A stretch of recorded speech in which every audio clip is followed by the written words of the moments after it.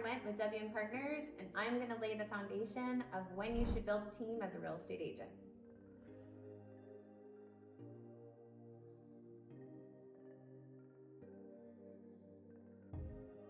Let's talk about when it's time to actually start building a team as a producing agent in real estate. First, I think that there are so many misconceptions about when you should start building a team. So I'm going to try to break it down for you based off of my experiences and the data I've collected over the last few years on how to be successful when you do this process. So first things first, we all get into real estate as an independent agent. Sometimes we're joining teams, but at the end of the day, you are a 1099 independent agent. And you are trying to find your way through the fire. We get good at something. So maybe you go into rentals, or maybe you get really good at a certain demographic of client, first-time home buyers, maybe families that are moving up. Whatever it is, you start to find your groove. And then all of a sudden you're producing and you're like, if I can produce, I should have a team. Wrong. That's not the way to go about this. When we start out as agents, we need to be cognizant of how people are actually leveraging us. So give yourself time in the industry because no deal is the same.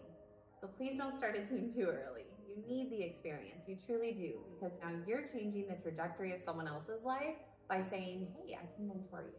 So only do it when you're ready. The second thing is make sure that your production is quality.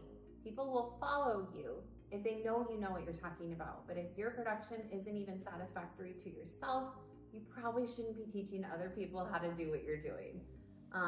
So let's go through the process. When we join real estate, we start as an agent.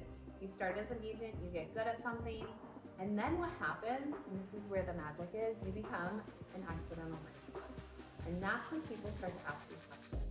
They notice that you're finding success, and they come to you and say, how are you doing it?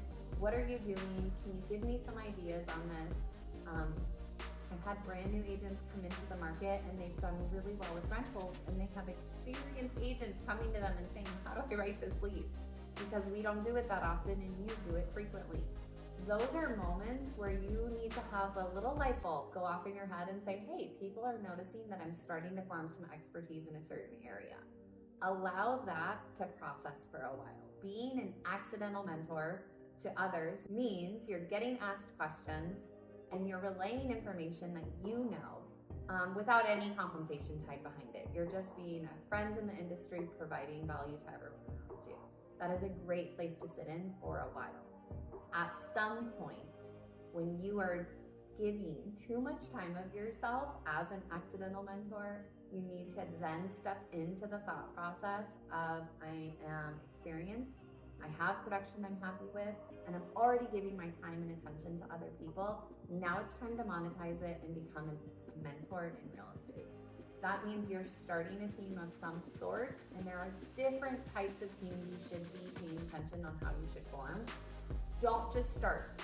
When you decide to start a team, please do it with intention. You are now opening a second business, another layer to real estate, and you want it to be successful. So lay the foundation, create the tangibles, create the value, and then start to bring agents on and show them what your secret sauce is.